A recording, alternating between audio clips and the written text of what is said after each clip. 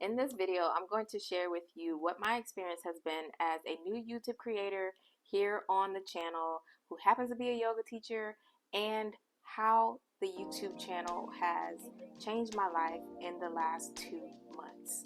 Literally in the last 2 months. I'm going to share with you pros and cons, as well as give you some how-tos on what I've noticed and how I've operated my channel here on this platform. So let's get into it. This is going to involve what I found that works best for me and how it can help you grow on your channel or simply get started. Because why? If you have interest in being a YouTube creator or any creator period on whatever platform that you like most and what you like to share, it's time to get started. And you see this book here, this is going to help be my guide so that I can stay on track, because this is going to be an actual example on how to improve with using your platform. Here's the reality. I've been doing research for quite a few months, and I'm here to say first and foremost, jumping right into the cons, that this is what you don't want to do. The intention starts with you believing in yourself and finding the right research to know how to get started. The difference is learning what to do with this one particular strategy, which I'm going to share later on. So stick around with me to make sure that you want to get all these gems that I have to share for you. I'm going to flip these cons and make them or shift them into a perspective where they're actually pros.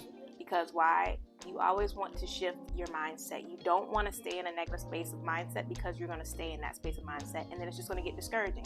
So just imagine you've done all this research, you've wanted to jump right in and be viral or whatever your intention is with using your platform, but you're overwhelmed and you don't know which direction to take because you've taken in all this information. Case in point, that is already a telltale sign that you've already done too much by just simply getting started. When you're ready to get started, you're camera shy. A lot of us are camera shy because we instantly don't want to be judged. And one of the things to not do with a fear of that nature is to stay in that position, because if you do, you're not going to get anywhere. You're just going to be stuck in a bubble, or you're going to prove some of the people who have already seen you in a certain way to be in that space. And if you know that's not you, you want to get out of that realm. For example, I am somewhat an introvert, somewhat.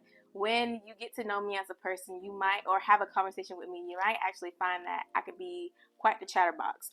And another thing with me is I didn't want to be seen. I didn't want to be judged, and that's all natural feelings we all have. You just have to get used to being comfortable with being uncomfortable. The moment you actually take place in doing and taking the action, you find clarity. So I'm already going to hit you with this one question. How can you share your content if you aren't letting your voice be heard? I write this to myself all the time. And honestly, even when I wrote these key points out, I was already getting clarity in what I was supposed to be doing for myself. So another step is imposter syndrome. This con is a step in the direction you don't want to take, because when you allow all of these other examples, all of these influences, you look at these major people who have already been successful, and you take in so much of their information, and you find that you might just be so wrapped up into what their language is that you lose sight of yourself. You don't want to do that. You really don't want to do that.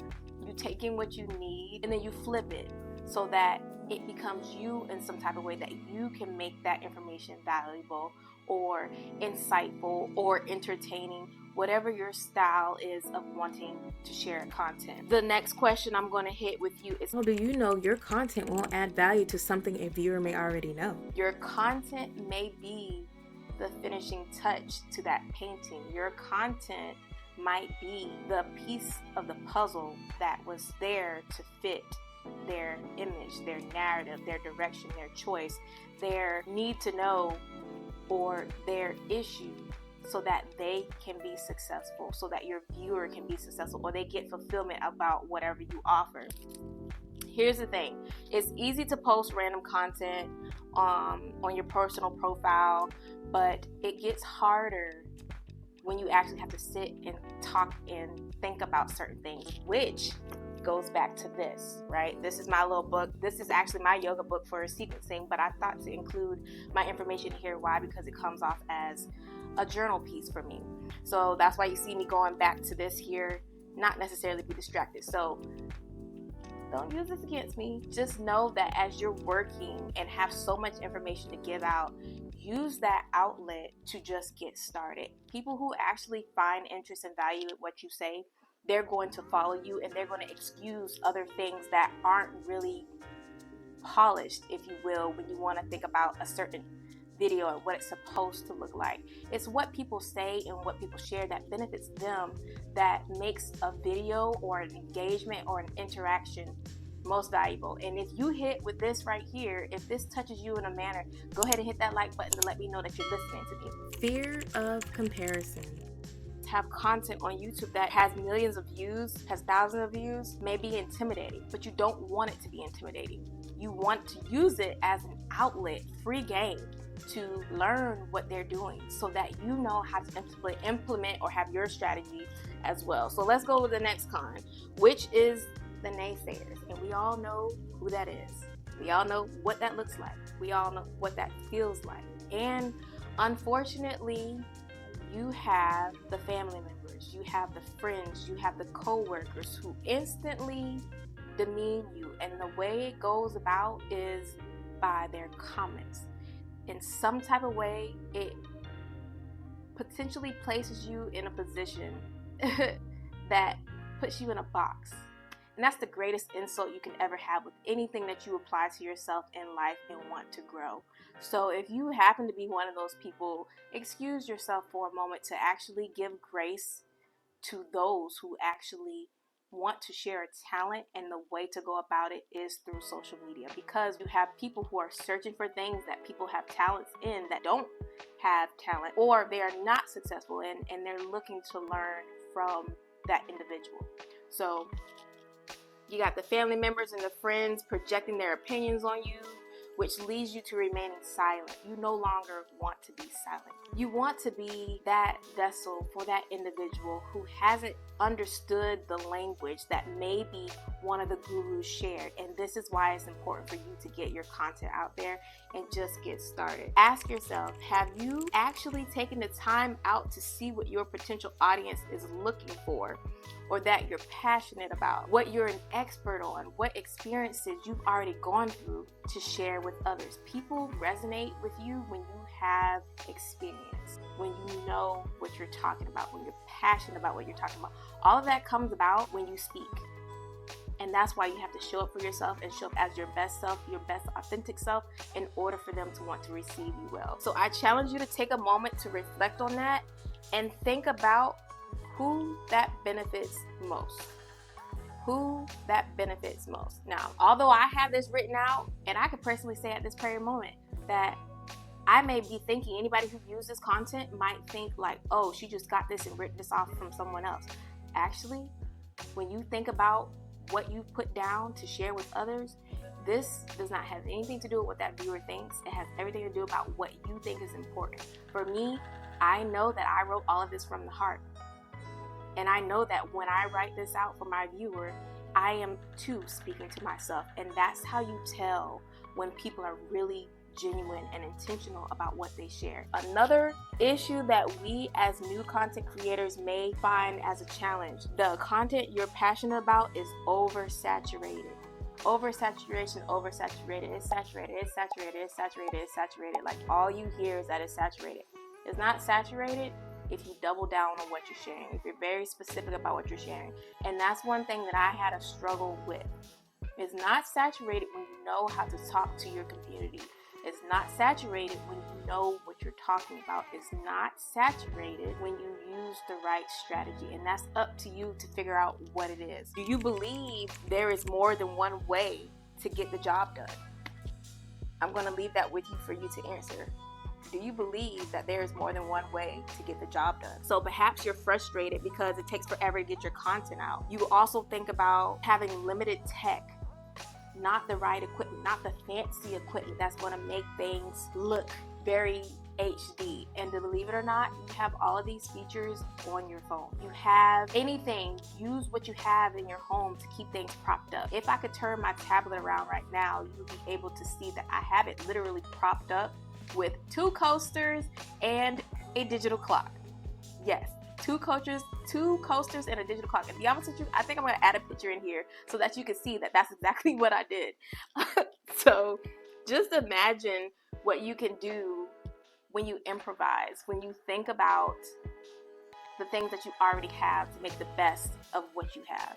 And so not only that, you want to think about your natural light in replace of a ring light. That may also be tech. You want to think about these things. So I'm already dropping the pros within these cons to show you that you can flip the narrative. You can flip the script in any situation where you feel like you're held back, as long as you shift your mindset in order to get started. While I breeze through these pros, I want you to think about how we're going to piece all this together while you're listening to what I'm saying. I'm going to share how my positive experiences helped me on my YouTube, which can help you if you do the work. The first thing that I've noticed for myself is that I'm no longer as camera shy as what I was. I'm no longer resistant to posting on social media.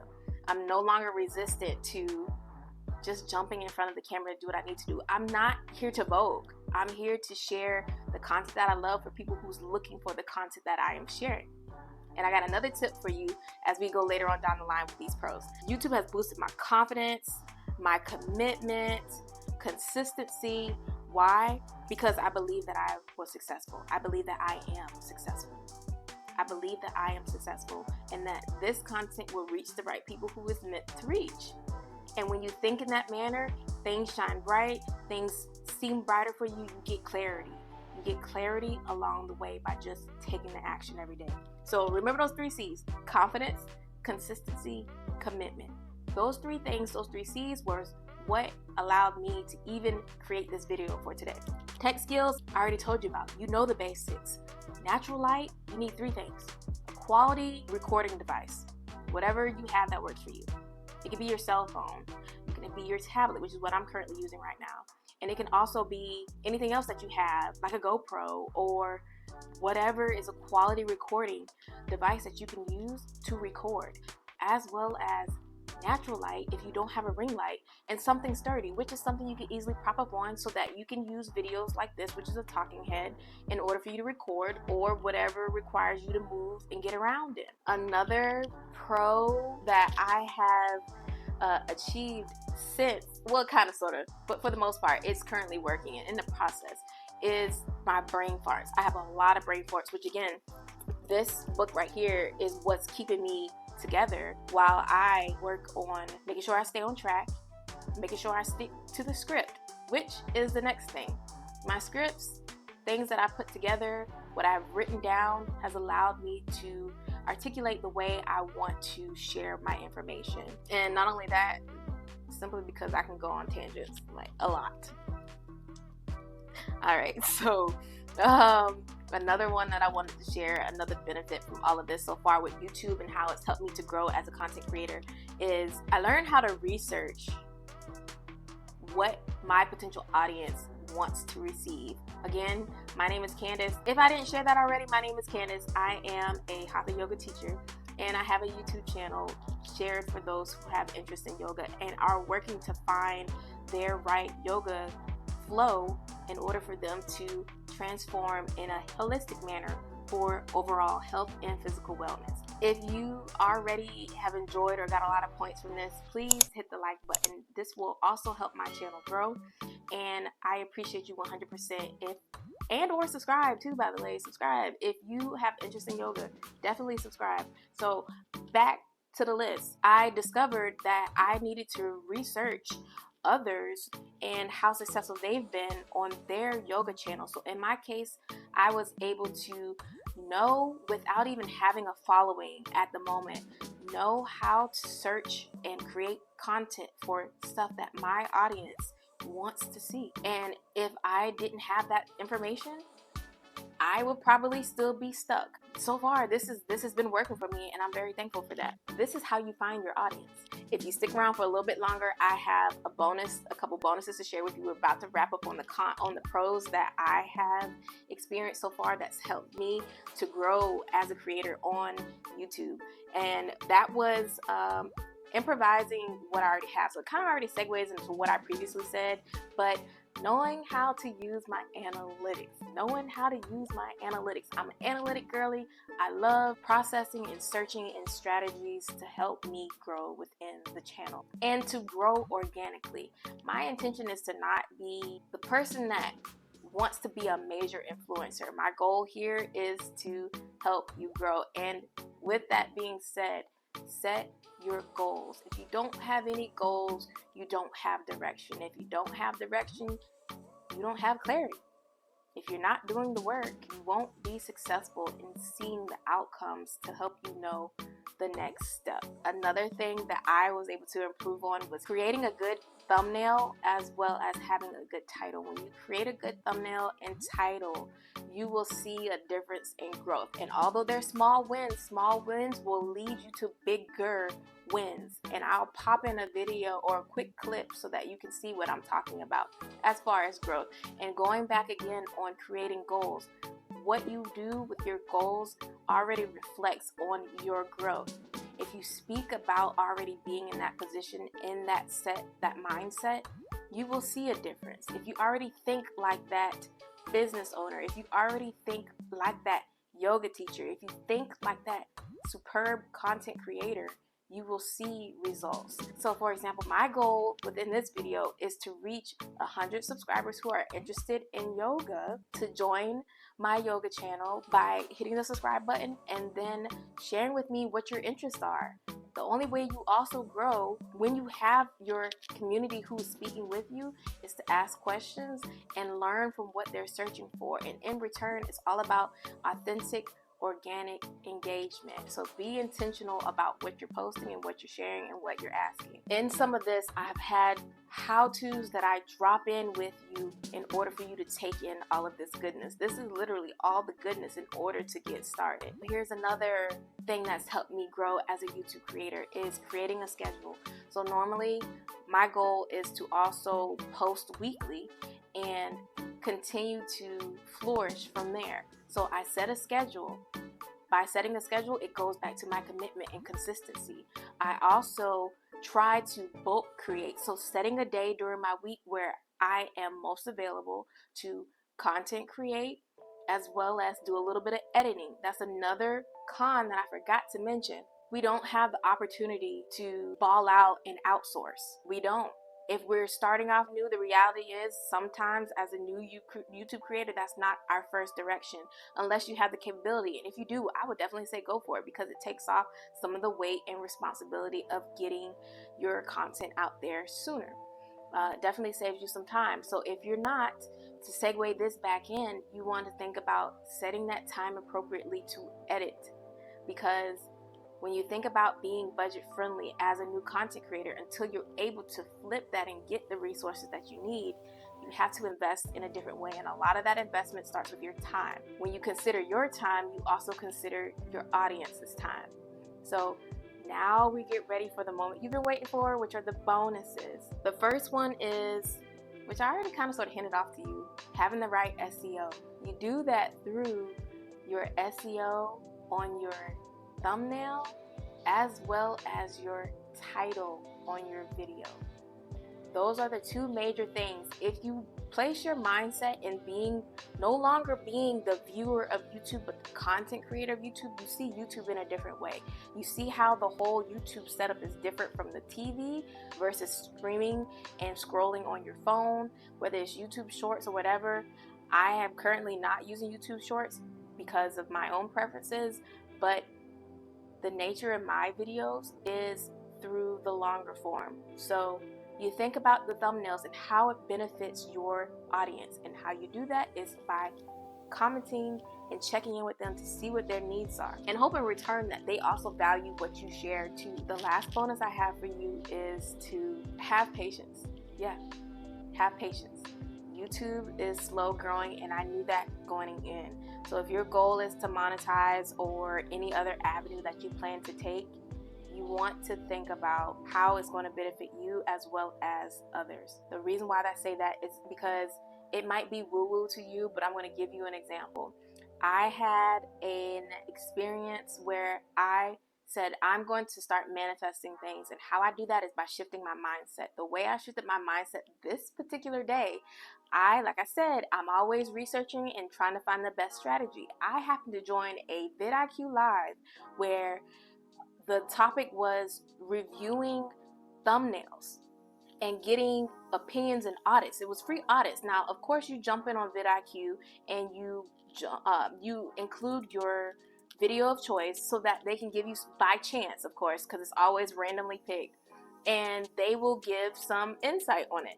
Well, mine didn't happen to get picked, but here's the thing. One day, and I'll plug the video in as proof. One day, one of the vidIQ experts decided to say, hey y'all, while we're doing this, we could have a little intermission and put in your questions. I just so happened to say to myself while I was working at my desk, my 9 to 5, I said, I am going to get this question asked in some type of way. And to paraphrase, I said, this is what I need, and I am going to get my question asked. How was it answered? Would you believe me or not? Put in the comments if you believe that I actually got it answered or not. Well, I said it was going to be proof. So anyway, so I was able to get my question asked. It didn't happen immediately. After about an hour of listening to them, I believe it was an hour, I said, I need a break. I'm going to lie my head down on my second part of my break and take a quick moment to just close my eyes. I had turned off everything. I stopped listening to the video. I didn't listen to anything I turned off my notifications and just closed my eyes. Took a brief nap and took a little cat nap. And when I woke up, I opened up the app again to see that they were still talking about it. And mind you, one of the experts happened to say, this one caught my attention. And I'm going to share the screenshot of him pulling up my question. And basically he told me something I already knew, which leads to my next and final answer.